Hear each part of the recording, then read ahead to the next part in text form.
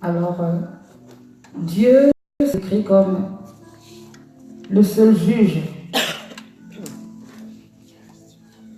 Quand on parle de jugement, un jugement est une sentence. Le jugement est une sentence ou une condamnation face à une situation. Face à une situation ou à un comportement. Et c'est important, en fait, que les hommes réalisent, chrétiens comme païens, que nous serons jugés un jour par Dieu. Ce n'est pas le jugement dont parle tout n'importe qui, tu me juges, c'est pas de ça. Ça n'a rien à voir. Souvent quand on dit tu me juges, c'est en fait tu n'as pas envie qu'on discerne ce que tu fais qui est mauvais, et tu dis tu me juges. Mais le jugement c'est pas ça. Le jugement c'est une sentence avec une condamnation à la fin, et à partir de là, les personnes elles vont devoir faire quelque chose ou être à un endroit par rapport à cela, par rapport à ce qu'ils ont fait. Dieu est juge de toute la terre. Dieu est juge de toute la terre. Notez la référence Genèse 18, verset 26. Psaume 94, verset 2.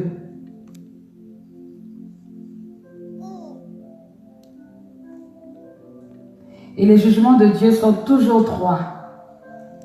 C'est toujours droit. Dieu n'est pas partial, il est impartial.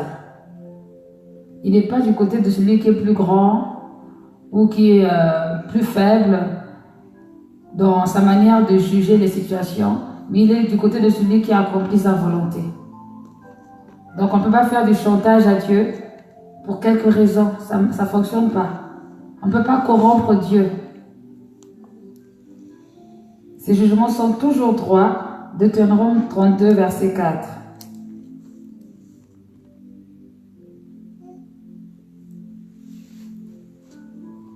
Et Dieu peut utiliser différentes situations pour nous juger.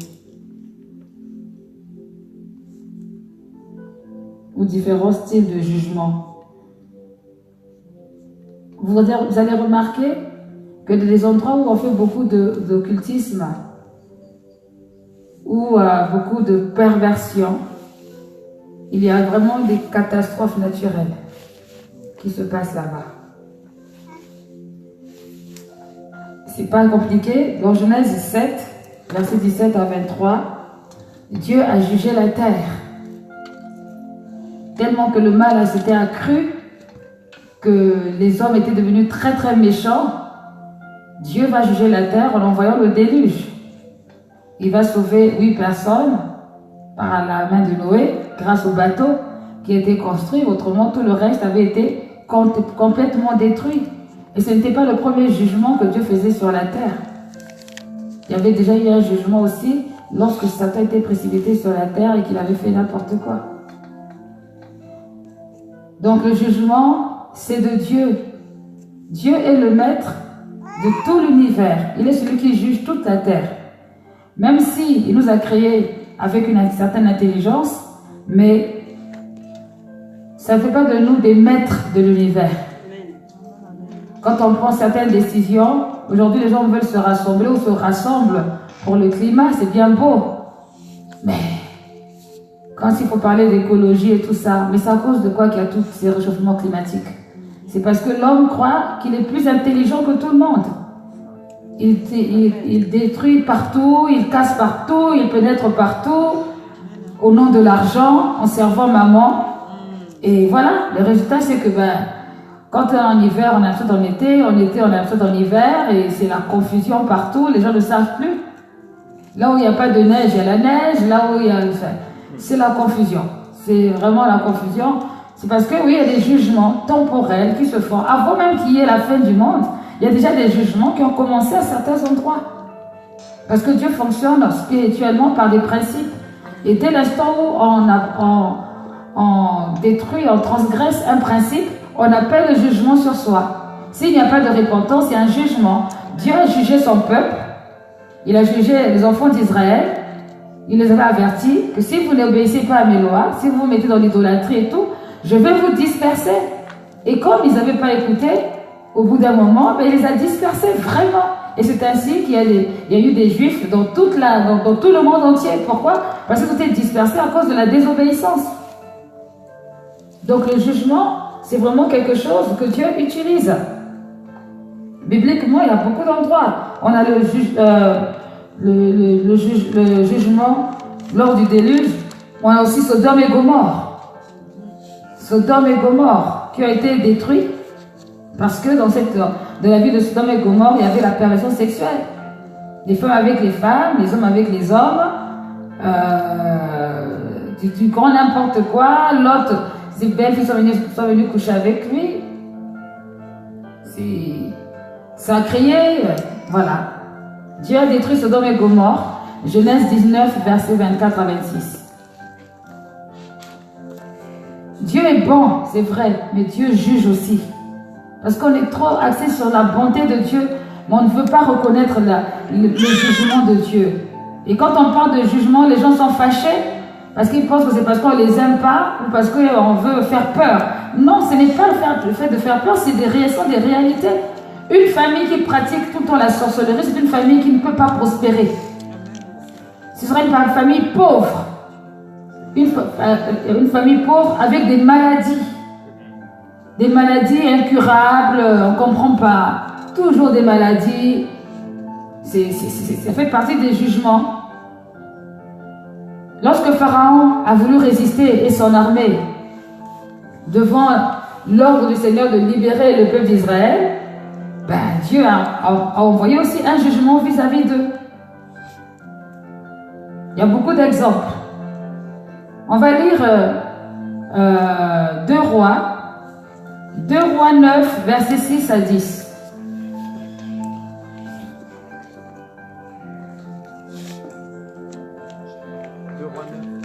Deux Rois 9, du verset 6 à 10.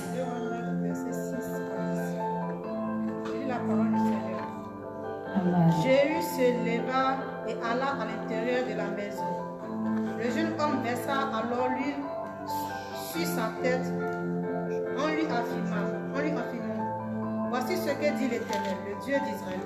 Je te consacre par onction comme roi d'Israël, du peuple de l'Éternel. Tu frapperas la famille de ton seigneur Akab, et je vengerai sur Jézabel l'assassinat de mes serviteurs, les prophètes, et celui de tous les serviteurs de l'Éternel. Toute la famille d'Akab va disparaître. Je vais exterminer tout homme qui appartient à Akab, qu'il soit esclave ou libre en Israël. Je vais rendre la famille d'Akab pareille à celle de Jéroboam, fils de Nabat, et à celle de Baasha, fils d'Achiak. Les chiens mangeront Jézabel dans le champ de Jezreel, et il n'y aura personne pour l'enterrer. Puis le jeune homme ouvrit la porte et s'enfuit. Amen. Là, ici, il s'agit du jugement de Akab et sa famille. Pourquoi? Parce que Akab était le mari de Jézabel. Jézabel était une femme qui avait une méchanceté tellement accrue et qui poussait aussi à l'idolâtrie. Les prophètes de Baal étaient ses serviteurs. Donc, c'était une personne qui n'aimait pas Dieu et qui faisait tout pour étouffer la vérité.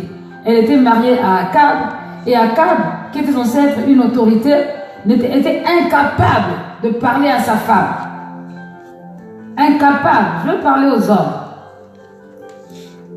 Les hommes mariés qui ont des femmes. Tu as une femme. Ta femme se comporte mal. Et tu es incapable de dire à ta femme qu'elle se comporte mal. Et toi, tu fais comme si de rien n'était. Tu te caches. Tu as peur. Tu es un Akab. Et c'est dangereux. Parce que Dieu ne dira pas... C'est un peu comme Adam, hein, quand il a dit c'est la femme que tu m'as donnée à Dieu. Dieu ne s'est pas occupé de son cas. Il a seulement dit que toi-même, c'est sur toi que je vais donner des instructions. Donc Dieu a frappé d'abord par Adam. Et ensuite, il a frappé Ève et après, il a frappé aussi le serpent. Parce que, bien aimé, en fait, l'attitude de l'un ou de l'autre, c'est ta responsabilité. Mais je parle aux hommes, mais comme je parle aussi aux femmes. Tu ne peux pas être une personne qui tolère le mal de ton conjoint ou de ta conjointe. Tu subiras le jugement. C'est dangereux. Jézabel était méchante. Vraiment, elle fatiguait tout le monde. Elle torturait tout le monde. C'est elle qui avait fait fuir Élie dans le désert. Dès qu'elle a dit, voilà, demain à la même heure, tu vas voir ce que tu as fait à mes prophètes, moi aussi, toi aussi, on va te le faire. Élie a fui dans le désert.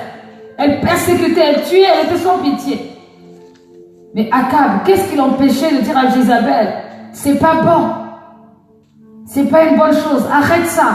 Au contraire, il était lâche devant sa femme. Mais qu'est-ce qui s'est passé? Le Seigneur a mené le jugement sur cette famille. Et il a décidé qu'il n'y aurait plus, que cette famille devait disparaître. C'est dangereux. C'est vraiment dangereux. Si encore tu parles à l'autre et que l'autre n'écoute pas, c'est pas de ta faute. Parce que tu ne peux pas obliger l'autre à faire quelque chose qu'il ne veut pas. Au moins tu t'es libéré. Je ne dirais pas que tu t'es pas débarrassé, mais tu t'es libéré. Mais quand soit tu complais dedans, ou tu ne dis rien, ça c'est pas bon. Ça c'est pas bon du tout. Le jugement tombera. Et c'est comme ça que certaines personnes ont raté leur destinée. Des destinées professionnelles, destinées spirituelles. Parce qu'il n'y a pas une prise de responsabilité face au conjoint, face à la conjointe, face à la femme, face à l'homme. Non, c'est pas ça. Quand il y a une mauvaise attitude, il faut en parler. Il faut en parler. Il ne faut pas être hypocrite. Je ne dis pas que tu dois en parler à l'extérieur, attention. Mais entre vous, Dieu vous voit. Parce que les autres, ils vont peut-être utiliser ça pour enfoncer le clou et puis mettre des divisions. Mais quand Dieu est là et que toi tu parles devant Dieu, une femme qui voit son mari qui se comporte mal et qui ne regarde que ses intérêts, qui ne corrige pas, elle aura le jugement qui va avec aussi. Mais oui. En fait, vous savez, lorsque Dieu a permis qu'il y ait un homme et une femme, les deux ensemble, le Seigneur a dit que la femme sera l'aide semblable du mari, mais le mari aussi est l'aide semblable de la femme. Parce qu'on est censé s'aider mutuellement. Dans le foyer, je parle de la cellule familiale, de la cellule familiale. Donc, ce n'est pas un qui a la source infuse ou une qui a la source infuse, et puis non, les deux ils collaborent. Il y a une collaboration. Il y a une collaboration. Donc, quand ça ne fonctionne pas comme il faut le dire. Là, tu exagères. Là, c'est pas bien. Tu ne peux pas te laver les mains. Et tu dis non. Mais comment ça, non? Des hommes qui ont peur de leur femme. Moi, ça me choque, des hommes qui ont peur des femmes. De leur femme. Oh. Quand même. Là, il y a un problème. Non. C'est pas normal. Dans le couple, il doit y avoir le respect. Le mari n'est pas là pour terroriser la femme non plus. On est bien d'accord. Pasteur Esther m'a sorti une phrase hier, elle m'a dit non, toi des amis. Mais c'est vrai, des amis. Mais il doit y avoir le respect. Il faut qu'il y ait le respect. Le respect, c'est obligatoire. C'est une collaboration étroite. Mais les amis, qu'est-ce que font les amis? Les amis se disent la vérité. Ils ne se mentent pas. Une vraie amitié. Écoutez, si vous avez une amitié à sens unique, c'est que vous êtes dominé. Ou c'est vous qui dominez, ou la personne vous domine. Ah non, il ne faut pas accepter. C'est toujours toi qui écoutes l'autre. Non, c'est que là... C'est que là, vraiment, il y a un problème. Non, ça c'est pas comme ça. Dieu n'a pas prévu comme ça. Il faut que ça soit de part et d'autre. À tour de rôle. Quand l'autre est faible, l'autre est fort. Quand l'autre est fort, l'autre est faible. Et ainsi de suite. Les aides ne viennent pas que d'une seule personne.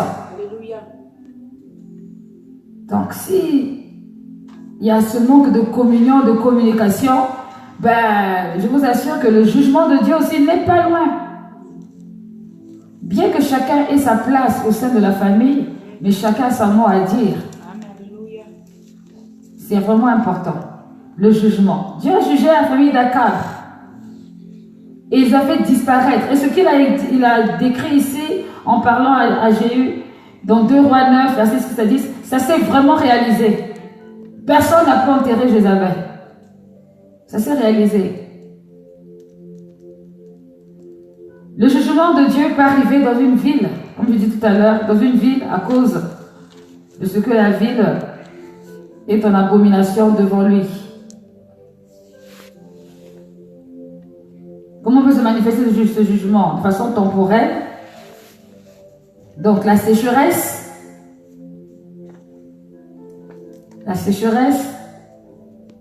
la famine,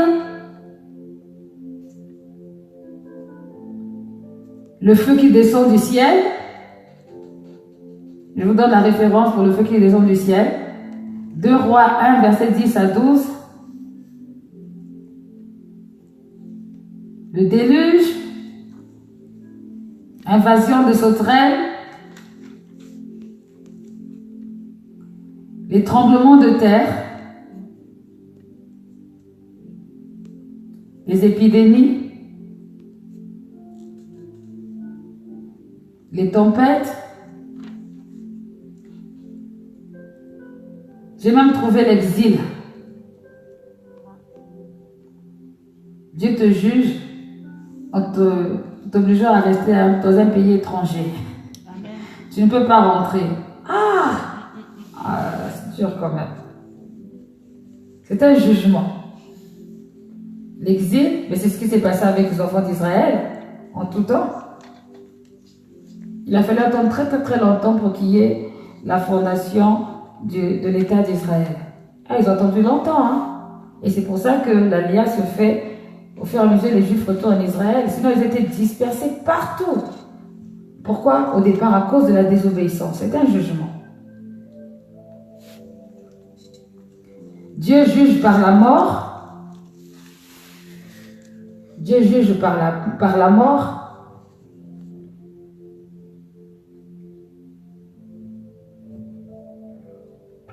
Alors, quels sont les objectifs de ces jugements? L'objectif du jugement, c'est de punir le péché.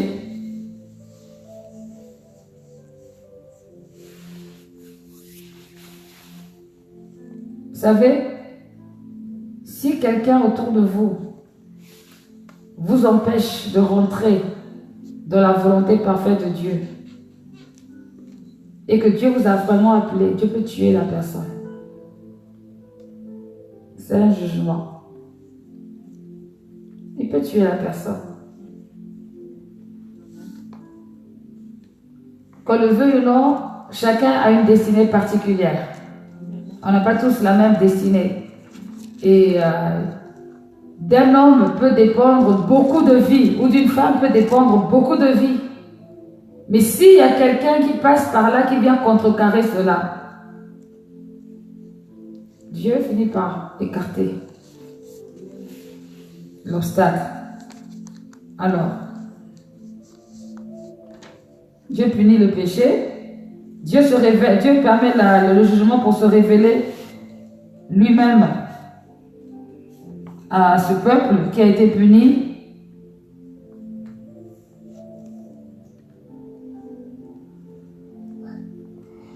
Dieu purifie son peuple.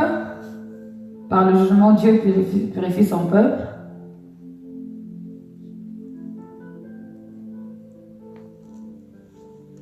Et Dieu conduit son peuple à la repentance.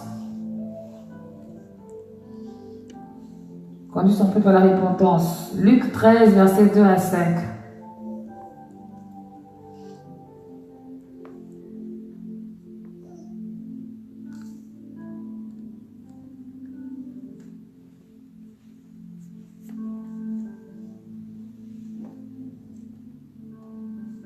Luc 13, verset 2 à 5, si on peut le lire.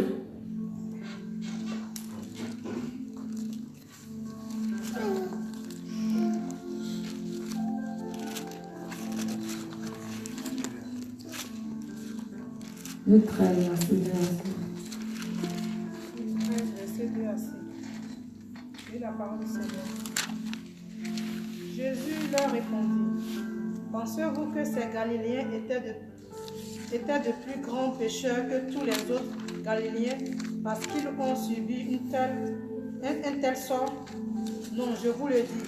Mais si vous ne changez pas d'attitude, vous périrez tous de même. Amen. Amen. Dieu ne fait exception de personne. Pas de repentance. Résultat, c'est la mort. Il y a d'abord la mort physique, mais il y a aussi la mort spirituelle.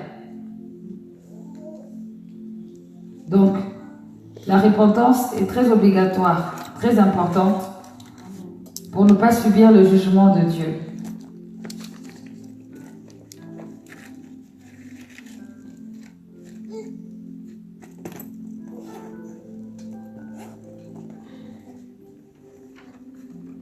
Alors, vous connaissez, on a déjà parlé de ça, hein, le jugement final. Donc, le jugement final, le jour du Seigneur,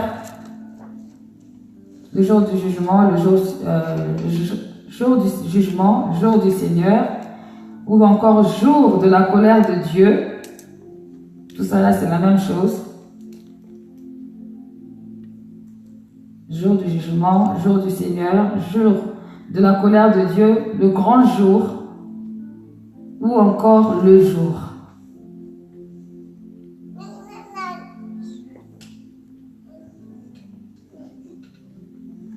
Donc, notez les références. 2 Pierre 2, verset 9.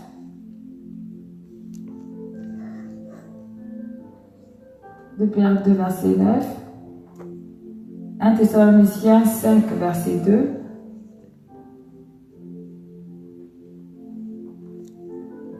Romains 2, verset 5 à 6. On va le lire celui-là. Romains 2, verset 5 à 6.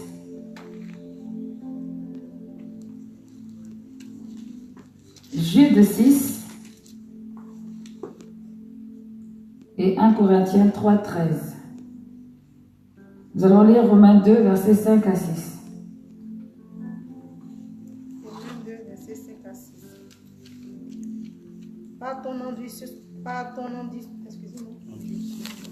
endurcissement et ton refus de te repentir, tu t'amasses un trésor de colère pour le jour où Dieu révélera sa colère et son juste jugement.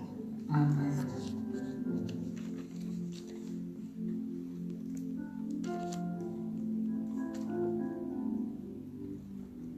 Alors, ce jour du jugement, qui seront les juges de ce jour-là, donc Dieu lui-même,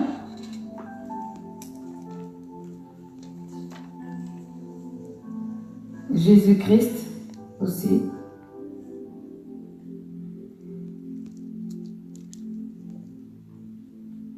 qui va être jugé, et les vivants et les morts, tous les peuples de la terre,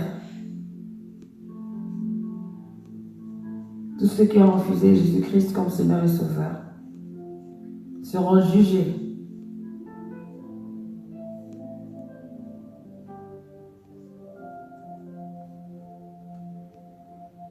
Quelle sera la base de ce jugement?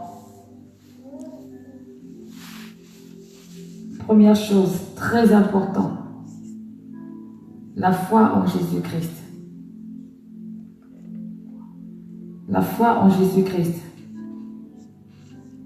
C'est pour ça que dans Jean 3,16, il est écrit « Car Dieu t'a tant aimé le monde, qu'il a envoyé son Fils unique Jésus-Christ, afin que quiconque croit en lui ne périsse point, mais qu'il ait la vie éternelle. » Donc la base du jugement, la première chose, c'est la foi en notre Seigneur Jésus-Christ. Deuxième base du jugement, c'est notre engagement sincère envers Jésus-Christ.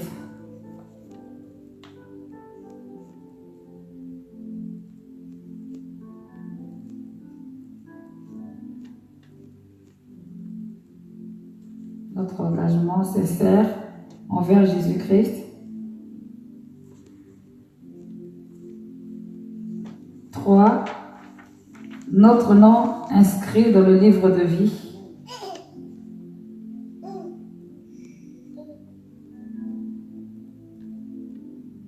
C'est très important, hein, notez ça. Notre nom inscrit dans le livre de vie. Apocalypse 20, verset 15.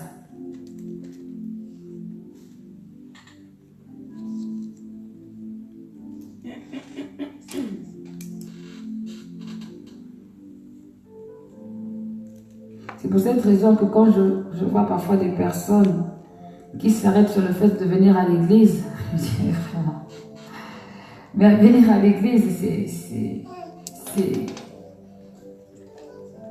c'est le minimum, enfin. En fait, venir à l'église, c'est global, c'est général. Mais qu'est-ce que tu fais à l'église, en fait? C'est ça le plus important. Venir à l'église et ne pas être transformé, c'est une perte de temps. Vaut mieux rester chez toi.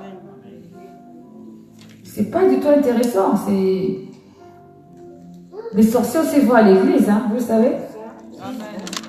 Ils sont même diacres des fois. Oui, quelle est ta fonction en société avec Ah oui, non, mais diacre. Ils chantent des louanges. Ça me pose les mains aux gens. Si, c'est la vérité. C'est vrai?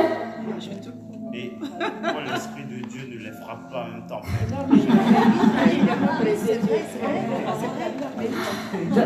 Ça ressemble à Paul. Paul est radical. C'est pas ça, mais à l'entrée, normalement, s'il y a la présence de Dieu, normalement, ils ne peuvent pas affranchir.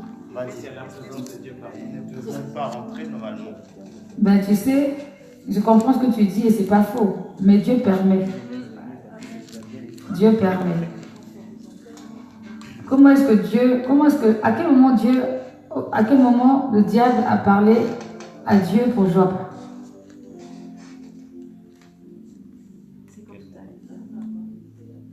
Oui, en fait, quand je dis à quel moment, comment est-ce que ça a pu se passer? Comment donc le diable est venu vers Dieu? Il n'avait pas peur de la présence de Dieu? Voilà.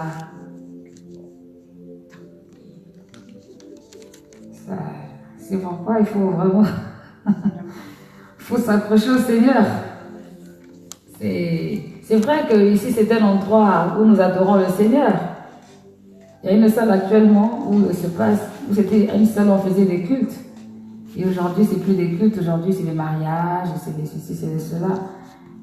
Ce que nous faisons emmène la présence de Dieu. Mais si nous faisons autre chose, ça emmène autre chose. Voilà. En fait, oui, c'est nous qui...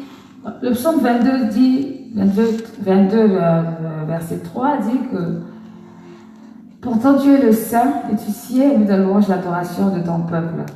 Il sied au milieu de la louange. Qui fait cette louange, l'adoration? C'est nous. Donc c'est parce que nous faisons que Dieu est là. Mais si on s'en va, Dieu aussi... Je ne dis pas qu'il s'en va parce qu'il est omniscient, mais bon. Voilà quoi. Donc, oui.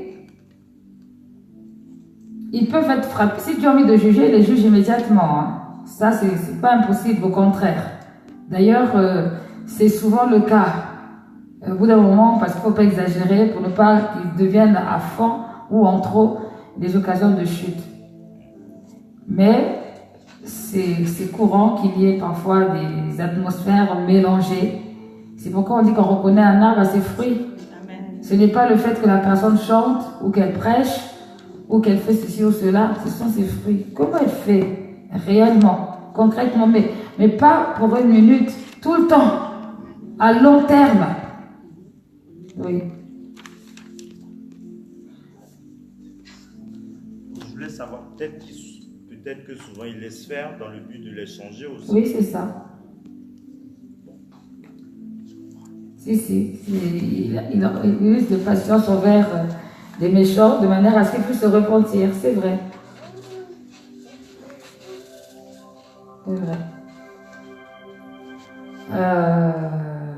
J'en étais où? Sur la base du jugement final. Donc, je redis, car notre engagement sincère envers Jésus-Christ, notre nom inscrit dans le livre de vie, notre adhésion à la parole de Dieu. Romains 2, versets 12 à 16 et Jacques 2, verset 12. Est-ce qu'on peut le lire? Romains 12, Romains 2, verset 12 à 16 et Jacques 2, verset 12.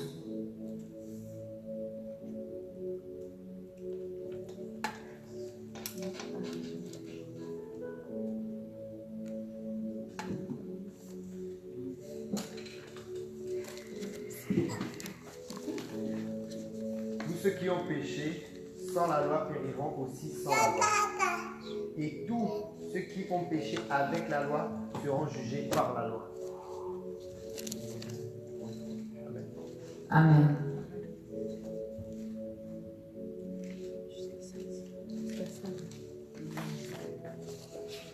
Il y a des personnes parfois qui posent des questions légitimes en demandant, par exemple, ceux qui n'ont pas entendu parler de Jésus, comme c'était le cas de Wilfried, je crois, et je ne sais plus qui d'autres, qui n'ont pas vu Jésus, alors est-ce qu'ils vont être sauvés? Bien, voici la réponse. Juger avec la loi ou sans la loi, en fonction de ce que tu as entendu aussi. Voilà. Mais en fait, mais c'est un peu à double tranchant en fait. C'est-à-dire que, moi je me souviens une fois, j'étais beaucoup plus jeune, j'étais avec maman au Gabon, et elle avait ramené quelqu'un d'église et il a commencé. Il a suivi et tout, et à un moment donné, en fait, il ne venait plus. Mais on lui a demandé, mais pourquoi tu ne venais plus? Il s'est dit qu'en fait, je commence à connaître les trucs du Seigneur. Du coup, je ne vais pas être jugé par rapport à ce que je sais. En gros, ça c'est une vérité. C'est une vérité. Il y a des gens qui ne veulent pas savoir, comme ça au moins, ils auraient une certaine conscience tranquille par rapport à certaines choses que nous savons. Moi, je me suis dit la même chose il y a 2 jours que je me suis dit, c'est vraiment un peu compliqué, avec les cours, je t'ai expliqué. Et des fois, je me dis, mais en fait, tu ne peux plus faire machine arrière. C'est ça. En fait, inconsciemment, on se condamne, en fait. Une bonne condamnation, malgré une bonne condamnation, mais une fois que tu sais toutes ces choses, même inconsciemment, tu te rends compte que tu peux plus, qu'il y a des choses que tu ne peux plus faire machine arrière, en fait. Il y en a à qui ça fait peur. Donc, c'est compliqué, quoi. Ben justement, en fait, il n'aura pas d'excuse pour autant. Parce qu'il sait et qu'il n'a pas voulu savoir la suite. Il sera quand même jugé. C'est pire. Non, mais je veux dire, par exemple, admettons, on a fait le cours la dernière fois sur le corps, comme l'enlèvement et tout, comment. Il y a des personnes qui ne savent pas. Il y a beaucoup de personnes. Mais eux, c'est parce qu'ils ne savent pas. C'est pas ne pas savoir volontaire. Non, je ne lis pas la Bible aujourd'hui parce que je vais savoir. Que l'Éternel est mon berger, que je ne manquerai de rien. Oui, mais.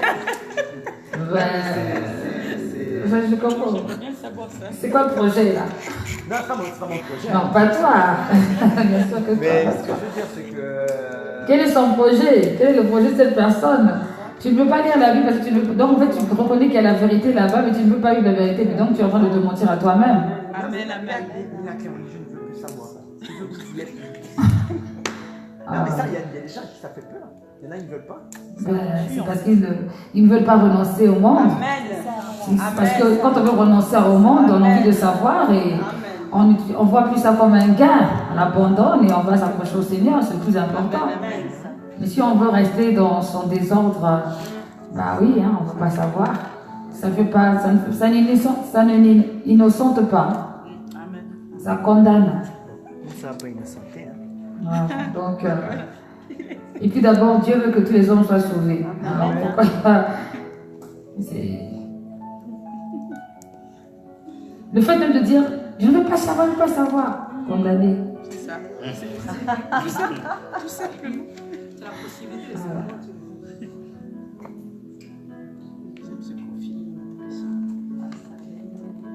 Ça veut dire que, de la manière dont le Seigneur nous a constitués, justement, corps, âme et esprit, et comme l'esprit appartient à Dieu, c'est que notre esprit, dans la partie de la conscience, il y a vraiment cette partie qui a besoin de Dieu. Le fait de dire je ne veux pas savoir, c'est qu'en toi il y a quelque chose. qui réclame. Oui. Alors, tu as lu Romains 12 Romains Jacques 2, verset 12. Zach. Jacques. J'ai dit Jacques. Amen. Parlez et agissez comme devant être jugés par une loi de liberté, car le jugement est sans miséricorde pour qui n'a pas fait miséricorde. La miséricorde triomphe du jugement. Amen. Amen. Amen, amen. Alors, la base du jugement final. Hey, ça j'aime bien ça. Nous serons jugés sur la base de ce que nous avons fait, du don que Dieu nous a donné.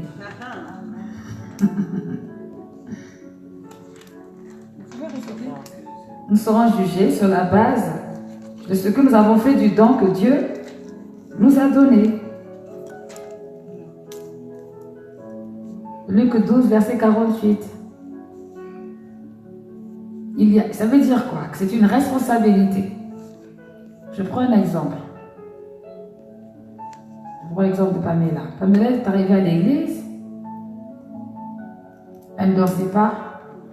Mais le Seigneur avait prévu qu'elle danse.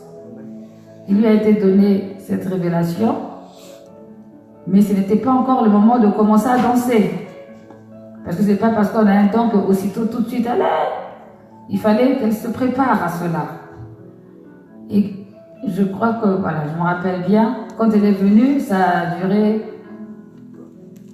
2 ou 3 ans. C'est ça? 2 ou 3 ans. Au bout de la 3e année, elle a commencé à servir dans la danse. Elle a commencé à servir et au fur et à mesure, elle a grandi. Elle grandit encore et elle va encore grandir là-dedans pour que le Seigneur continue à se glorifier. Bon. Imaginons que Pamela ait eu connaissance donc de la parole qui a été donnée. Franchement, quand elle est venue là, je ne pensais même pas. Et le Seigneur, il a des paroles, je dis, mais avant, ça va commencer où? Franchement, je suis toujours émerveillée de voir ce que Dieu fait. Ne croyez pas que quand on prophétise, que nous, on est tellement convaincus. C'est ce que tu parles et puis c'est tout. Voilà, c'est notre fureur, je dis, ah bon Seigneur? Vraiment, on va attendre. Donc, voilà. Imaginons qu'elle ait eu cette parole et puis bon, qu'elle ait eu envie tout de suite de se mettre à danser. Et que voyant que ça n'arrivait pas, elle se décourage, elle s'en va. Qu'est-ce qui allait se passer? Jugement. Il y aurait eu un jugement. Pourquoi? Parce qu'elle n'a pas été patiente. Elle n'a pas été patiente, elle n'a pas écouté la voix de Dieu et elle s'en va faire autre chose, autre part. Tu ne veux pas grandir, c'est pas possible. Maintenant, imaginons aussi qu'en restant à l'église, quand je lui ai dit, bon Pamela, c'est le moment, il faut que tu danses. Elle dit, non, moi je ne le sens pas. Non, c'est pas pour moi, c'est pour les autres. Moi, je préfère rester assise sur ma chaise. C'est le moment où toi tu dis que tu attends quoi? Ça aussi, Dieu, il sévit cela. Parce que tu prives les autres de la bénédiction.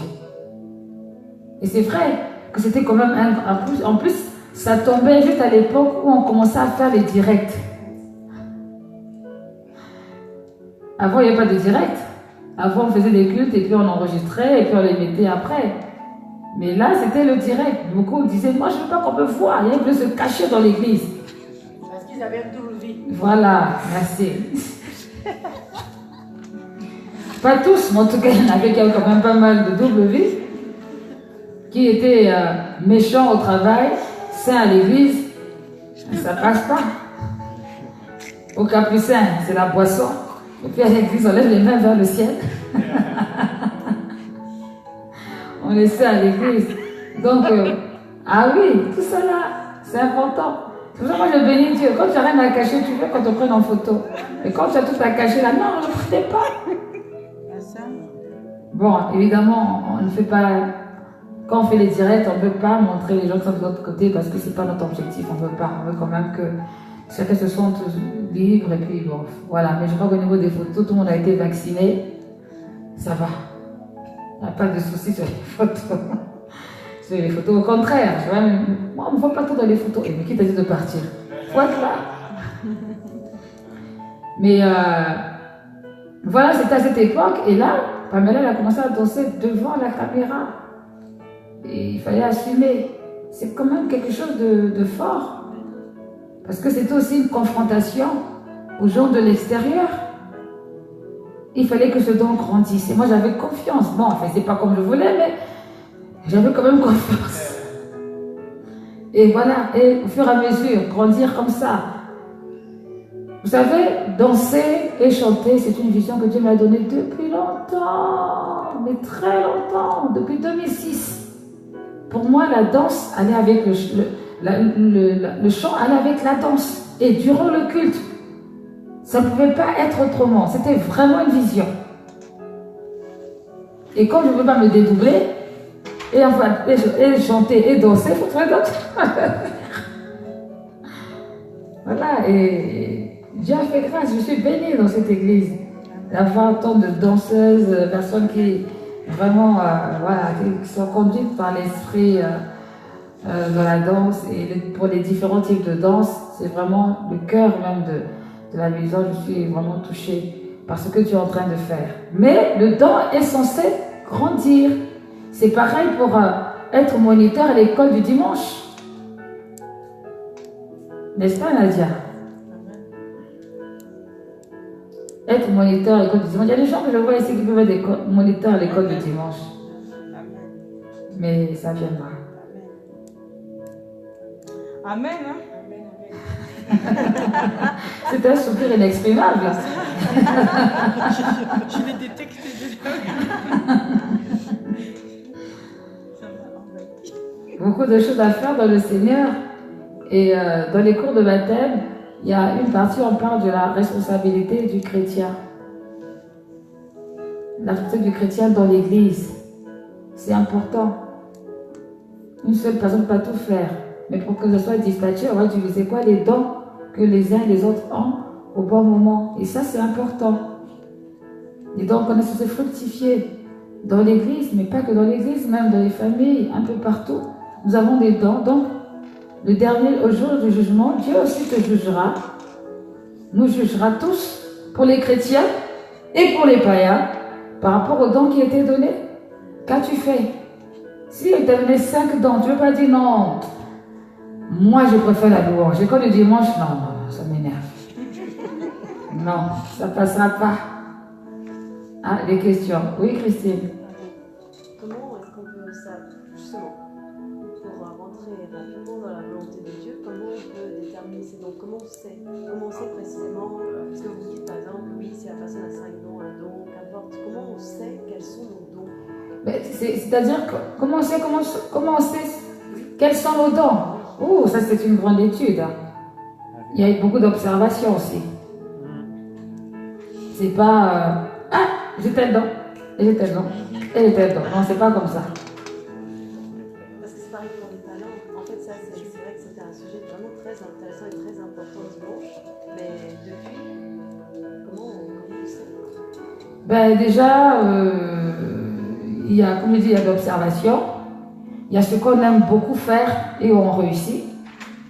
Il y a ce que les autres peuvent observer aussi. Moi, en qualité de responsable spirituel, quand j'observe une personne, soit le Seigneur me dit, soit en observant, je sens que la personne est capable de faire telle chose. Voilà. Donc, et ensemble, on définit si c'est réellement ça ou pas. On a le droit de se tromper. Voilà. Mais c'est au fur et à mesure, c'est pas d'un coup. Ça y est, j'ai le don d'exhortation. Je me lève. C'est pas comme ça. En fait, c'est d'année en année. Même moi, je me suis aperçue que, ah mais oui, donc c'était le don d'exhortation. Ah oui. Mais c'est plus tard que je m'en suis rendu compte. Parce que je mettais beaucoup, là en ce moment je le fais moins à cause des occupations, mais je mettais beaucoup d'exhortations sur Facebook. De 2010 jusqu'à 2014-2016, Je mettais tout le temps, tous les jours, il y avait quelque chose. Tous les jours. Et je ne me rendais pas compte. Et parfois, quand j'étais un peu fâchée avec Facebook, je disais, bon, je quitte Facebook. Et puis là, quelqu'un me dit, oh non, mais ce que tu as écrit ce matin, ça m'a fait du bien. Ah bon, je quitte plus. Voilà. Et après, ah, mais c'est le don d'exhortation, c'est vrai. Et je me suis rappelé qu'il y avait un frère en 2008 qui m'avait dit ça. C'est toi, tu as un don dans l'exhortation. Il avait eu cette parole. Et parfois, les gens ne pas les prennent pas en considération alors que c'est la parole de Dieu. Le don d'encouragement. Il y en a qui ont le don d'encouragement, qui savent encourager. Quand tu dis quelque chose, ton cœur est dans la joie, dans la paix. Le pasteur d'Esther, par exemple. Quand on te dit, tu dis, ah, s'il n'était pas là, moi j'allais abandonner la danse peut-être. Hein. Parce que vrai, comme il y avait les combats, quand tout le monde est contre toi, c'est compliqué. Tu dis, mais non, on t'occupe pas d'eux, ils comprennent rien. Alors que l'autre, ils ne comprenaient rien. Mais c'était quand même... Non, mais ça, c'est tout, ils ne comprenaient rien. Non, mais il me l'a dit quoi 5 ans plus, tu sais pas combien de temps. Tu sais quoi, je me disais, moi, je ne comprenais rien. Mais après, toi, tu ne comprenais rien, puis tu vas encourager.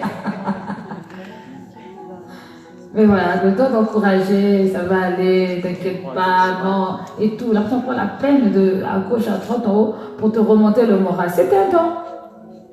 C'est un don. Il ne faut pas négliger. Ce sont des choses qui font du bien au peuple de Dieu, aux hommes, aux gens, aux alentours. Quel que soit. Si tu as la capacité de faire à manger, quand les gens mangent ton repas, ils disent non, là, j'ai mangé. C'est quelque chose à mettre en valeur. Il ne faut pas se cacher quand c'est comme ça. Quand il y a des grandes cuisines à faire, dis, révèle-toi. On s'en va bien manger. C'est pas parce que moi, si je fais le poisson, mon poisson n'est pas aussi succulent que le poisson de... Elle n'est pas là de Myriam. C'est un poisson. Non. C'est un poisson. Le mien, pourtant, moi, si je mets le sel, le poivre, rien. C'est fade, on dirait, je ne sais pas quoi. Comment? Là, il y en a, c'est vrai. Oh non, c'est-à-dire qu'on dirait que la main était bénie exprès. Amen. C'est comment?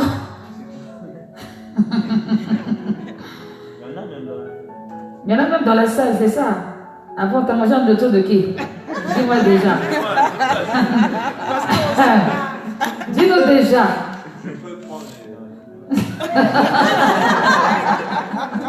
Oui, tonton, pour le 31. Il y a le 31 qui arrive là, donc il va falloir faire des... Donc nous serons jugés sur la base des dons. Pour les chrétiens, tu es né de nouveau. Si tu n'as pas mis ton don au service de l'église ou de quoi, et que tu as accepté Christ, tu ne seras pas rejeté pour autant, mais tu ne recevras pas la récompense. On l'a vu la dernière fois. Mais pour le païen, vraiment tu as un malin en enfer bien comme il faut.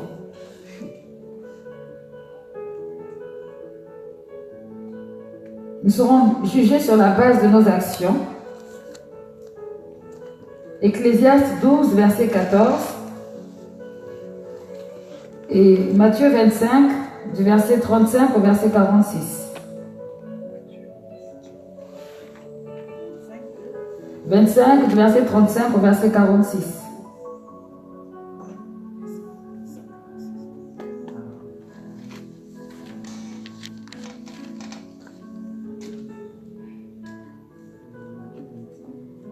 Alors, Ecclésiaste 12, 14, quelqu'un peut le trouver rapidement?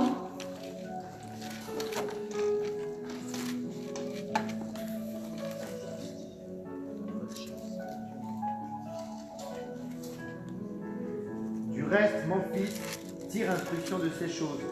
On ne finira pas si l'on voulait faire un grand nombre de livres et beaucoup d'études. Je suis sûr que tu es dans Ecclésiaste 12, 14. Oui.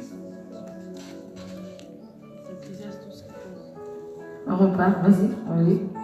Du reste, mon fils, tire instruction de ces choses. On ne finirait point si l'on voulait faire un grand nombre de livres et beaucoup d'études est une fatigue pour le corps. Moi, c'est pas ce que j'ai. Hein. Ici, moi, j'ai sur mon... Ecclésiaste 12, 14. Ecclésiaste 12, 14. En effet, Dieu amènera toute œuvre en jugement. Et ce jugement portera sur tout. Peut-être que c'est la version, parce que moi, c'est ma version Semeur. Moi, c'est lui second. Lui second. Vous avez la même chose? Moi, j'ai comme... Ouais, moi aussi, j'ai Du reste, mon fils tire instruction de ces choses. On ne finirait pas si on voulait faire un grand nombre de livres et beaucoup d'études et tu le fais. D'accord, ok, attends. Non, c'est pas la même version.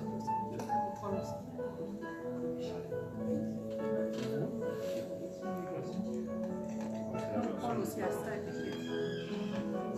C'est la version gabonaise, pasteur.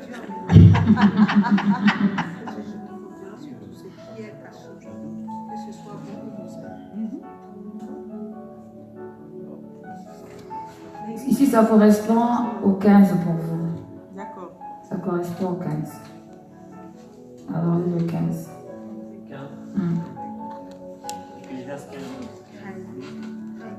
12, 15 pour vous, pour le second. Ça, c'est des ajustements. Écoutons la fin du discours. Crains Dieu et observe ses commandements. C'est là ce que doit faire tout homme. Car Dieu amènera toute œuvre en jugement au sujet de tout ce qui est caché, soit bien, soit mal. Amen. Ce n'est pas un ajout, c'est par rapport aux traductions. Voilà, tout simplement. Amen. En effet, Dieu jugera toute œuvre, même celles qui ont été accomplies en cachette, les bonnes et les mauvaises. Donc nous serons jugés sur la base de nos actions. Ceux qui sont cachés, gloire au Seigneur, ceux qui sont bonnes, ceux qui ne sont pas bonnes, ben ce ne sera pas bon non plus. Nos paroles, nos pensées profondes, nos paroles et nos pensées profondes,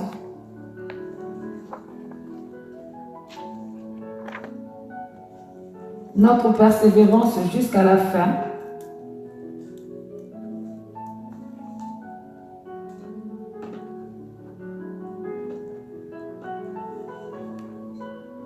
notre persévérance jusqu'à la fin. Matthieu 24, verset 13.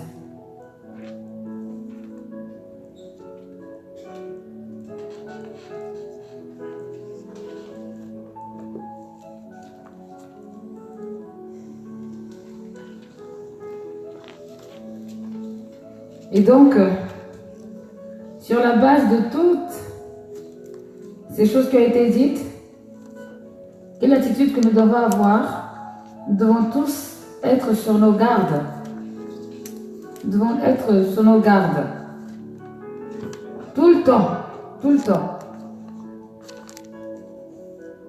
Marc 13, du verset 23 au verset 33. Nous devons être sur nos gardes, être vigilants. 1 Thessaloniciens 5, verset 6. Être sur nos gardes, être vigilants et veiller. Veiller.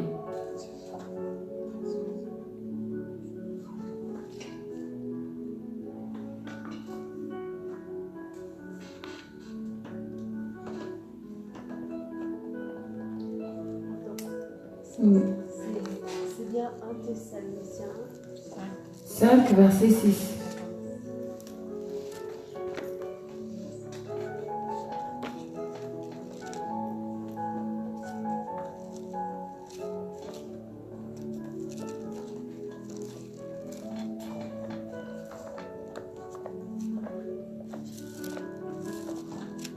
Donc, ayons du discernement.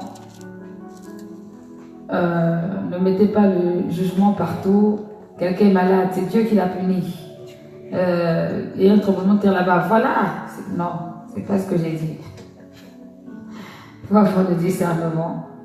Mais sachez que ces choses existent et que le Seigneur veut que nous soyons vigilants. Que ce qui se passe ailleurs puisse nous donner de la sagesse et aussi de l'intelligence. Rendons gloire au Seigneur. Nous ne sommes pas meilleurs que d'autres personnes. Mais Dieu nous fait grâce. Et utilisons cette grâce pour pouvoir faire ce qui est bien et ce qui est juste vis-à-vis de tout le monde. Que ce soit chrétien ou païen. Tu ne peux pas être gentil ou être agréable qu'avec les chrétiens. Ce n'est pas normal. Tu es agréable avec tout le monde. Tu dois avoir le même comportement avec tout le monde. Tu dois être juste avec tout le monde. Parce que tout ça, le Seigneur est là et il le voit. Quel que soit l'endroit où tu te trouves, si tu es un ambassadeur, une ambassadrice, tu ne peux pas changer d'attitude parce que tu es ailleurs. Un ambassadeur des États-Unis, ici à Bordeaux, aura le caractère des États-Unis. Même s'il est en France. Parce qu'il connaît son identité, il ne va pas changer. S'il s'en va, je ne sais pas moi, au Zimbabwe, ce sera les États-Unis au Zimbabwe, point final. Donc nous aussi, qu'importe l'endroit où nous nous trouvons, nous sommes chrétiens, nous gardons notre identité chrétienne, nous ne rentrons pas dans les compromis, nous avons le même comportement de sympathie, d'amour, de droiture, de tout ce qui est possible qui glorifie le Seigneur. Et le Saint-Esprit témoigne de cela. C'est important, ne soyons pas doubles ou dupliques. Amen. Amen. On va se lever.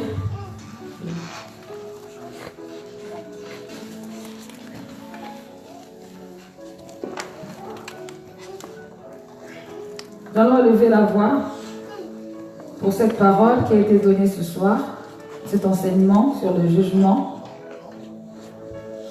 Que le Saint-Esprit nous donne la sagesse et l'intelligence pour persévérer, pour veiller, pour être sous nos gardes, afin d'être toujours trouvé bon, correct, en tout temps, toutes circonstances. Le Seigneur a dit, je ne l'ai pas dit tout à l'heure, mais personne ne connaît le moment ni l'heure. Comment ça va se passer? Déjà, nous, pour l'enlèvement, déjà, il faut qu'on soit pleinement conscient. Et en dehors de l'enlèvement, il y a aussi la fin de la vie terrestre. Soyons vraiment conscients, vigilants.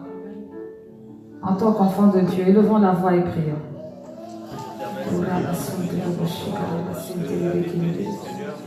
Seigneur Dieu de gloire, de tout puissant.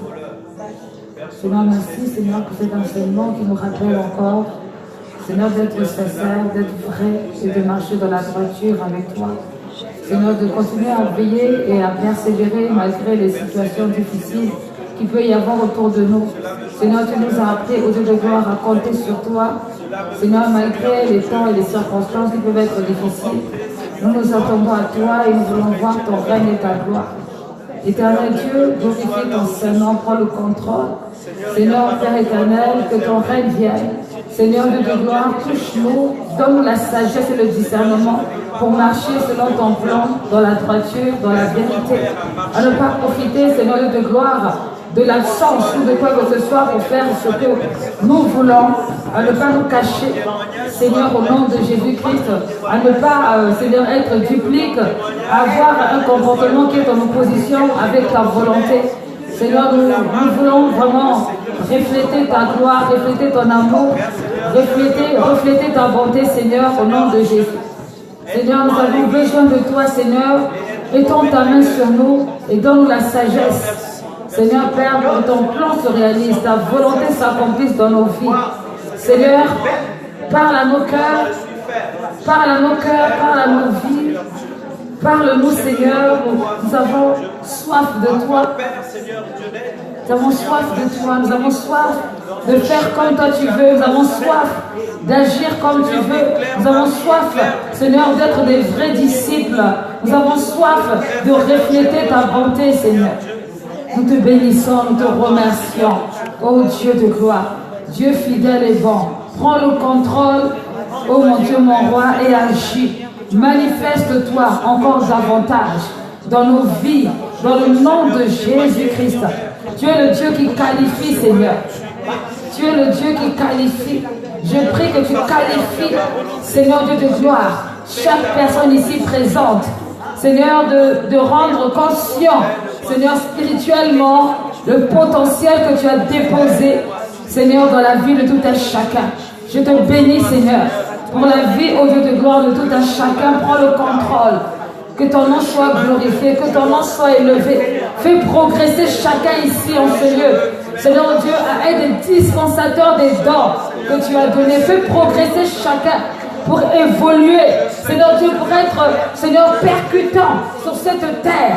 Être un gagneur d'âme, Seigneur, au nom de Jésus-Christ. Seigneur, manifeste-toi. Oh, que le témoignage soit vrai. Seigneur Dieu, que le témoignage soit véritable. Qu'il y ait de véritables influences spirituelles. Au nom puissant de Jésus-Christ. Oh Seigneur, étends ta main. Manifeste-toi. Merci, Père éternel, parce que tu permets, au Dieu de gloire, que les cœurs s'ouvrent, que les pensées s'ouvrent, que toutes choses correspondent à ton plan et correspondent à ta volonté.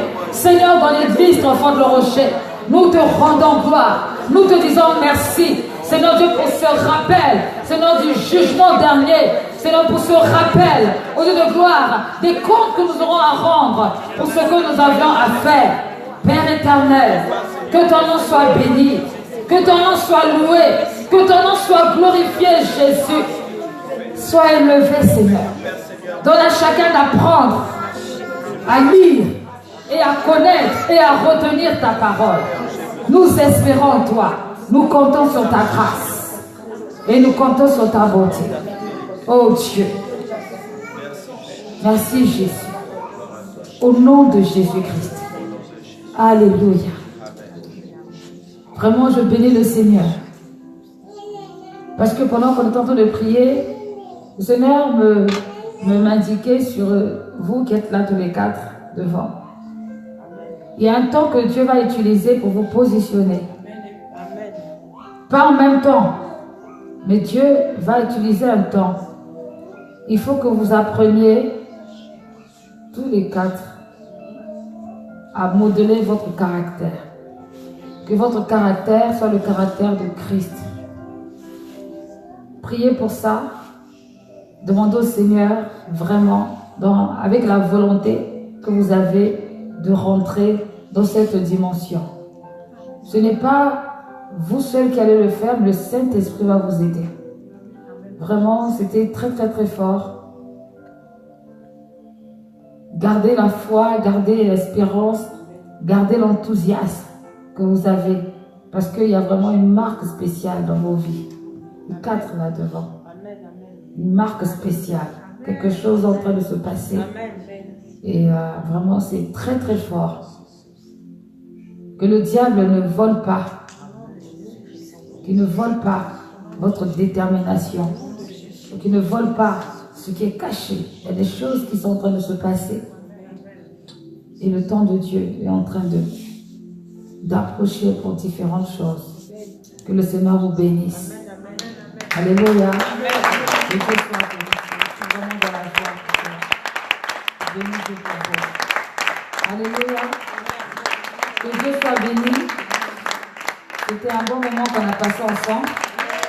Rentrez bien à la maison. Et puis, je vais juste voir rapidement ce qu'elle a.